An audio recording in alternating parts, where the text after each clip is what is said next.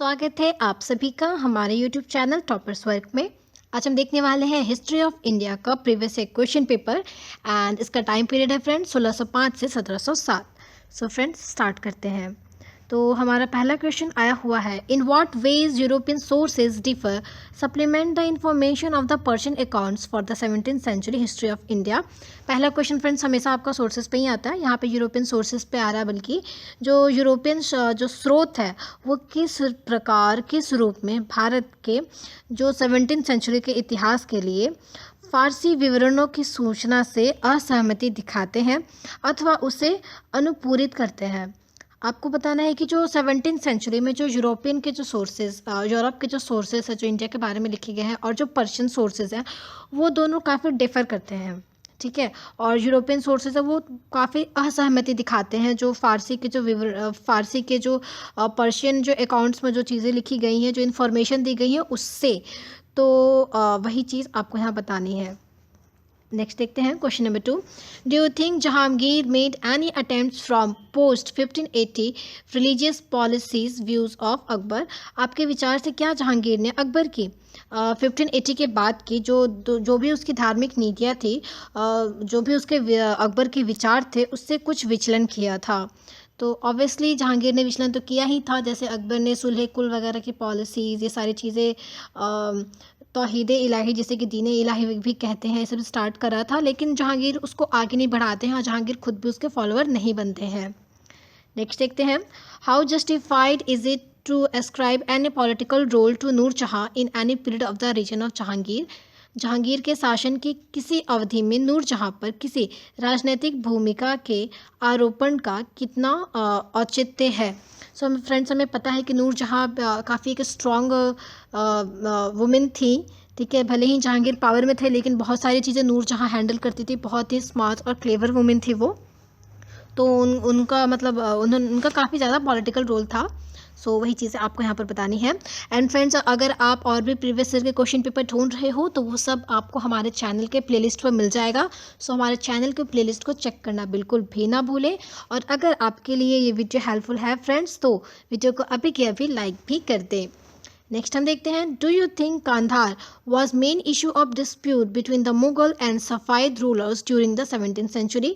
आपके विचार में क्या 17वीं शताब्दी के दौरान कांधार मुगल और सैफरोद शासकों के बीच विरोध का मुख्य मुद्दा था। तो आपको बताना है कि क्या आपको लगता है कि मतलब जो मुगल थे और जो सफ़ाइद रूलर्स थे, ठीक है, उनके बीच लड़ाई का डिस्प्यूट का मेन मुद्दा कांधार था। तो अगर आप क्या सोचते हैं इस बारे में आपको यहाँ पर ये बताना है। नेक्स्ट देखते हैं। एंड फ्रेंड्स अगर आप हमारे चैनल पे नए हैं तो मैं आपको बताना चाहूँगी कि फ्रेंड्स ये channel specially BE in history और MA इन हिस्ट्री के स्टूडेंट्स के लिए स्टार्ट किया गया है, यानी आप लोगों के लिए ही स्टार्ट किया गया है। तो अभी के अभी चैनल को सब्सक्राइब कर लें फ्रेंड्स और साथ ही बेल आइकन को भी प्रेस कर लें, because this channel is just for you. Next question है, bring out the various stages of conflict between the Mughal rulers and the Uzbeks during the 17th century. How significant was the Mughal campaign in Balkh and Badkhshan? 17वीं शताब्दी के दौरान मुग़ल शासकों और Uzbek के बीच संघर्ष के विभिन्न चरणों पर आपको प्रकाश डालना है। साथ ही आपको बल्ख और बदख्शां में मुग़ल अभियान कितना महत्वपूर्ण था। फ्रेंड्स आपको यहाँ पे ये बताना है कि जो भी अलग अलग स्टेजेस बताना है जिसमें मुग़ल का और उज़्बेक्स की लड़ाई हो रही थी, ठीक है, उसको सारे स्टेजेस बताने हैं। फिर आपको बताना है कि मुगल्स का कैंपेन चला था ना बल्ख और उधर के एरिया में, जो बदख्शां का जो एरिया है उधर मुगल्स का कैंपेन चला था, ठीक है। तो उस बारे में भी आपको यहाँ पर बताना है।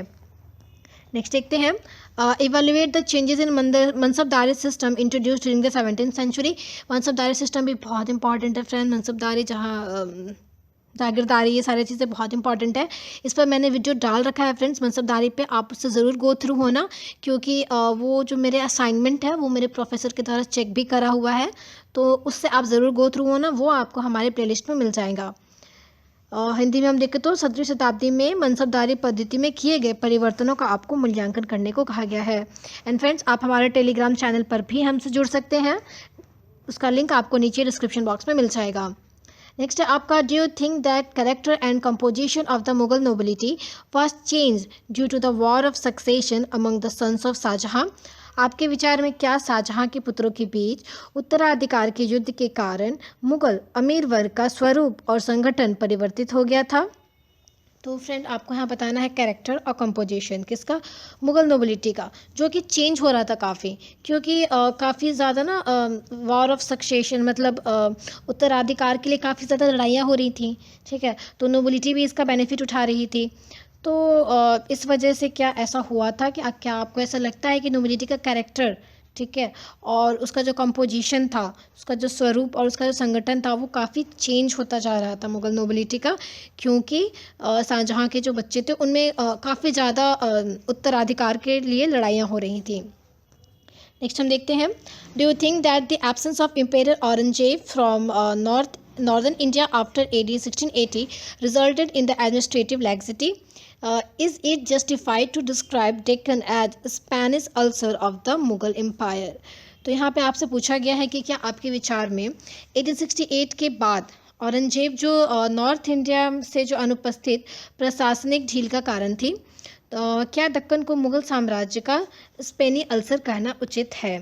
सो फ्रेंड यहाँ पे आपसे पूछा गया है कि जो औरंगजेब था नॉर्थ इंडिया में 1680 के बाद उनका काफ़ी एब्सेंस रहा है ना, उनकी कमी खली यहाँ पे एडमिनिस्ट्रेटिव चीज़ों में। और फिर आपसे बोला ये क्या जो डेक्कन है उसको हम स्पेनिश अल्सर कह सकते हैं, मतलब यहाँ पे आप समझ लो एक व्यंग टाइप का मारा गया है स्पेनिश अल्सर कह के, ठीक है। तो क्या हम डेक्कन को फिर स्पेनिश अल्सर मुगल एम्पायर के लिए कह सकते हैं? सो फ्रेंड्स ये था हमारा आज का वीडियो। आई होप ये आपको बहुत पसंद आया होगा और आपके लिए बहुत ही बेनिफिशियल रहा होगा। सो फिर मिलते हैं नेक्स्ट वीडियो में एक न्यू क्वेश्चन पेपर एनालिसिस के साथ। Thank you.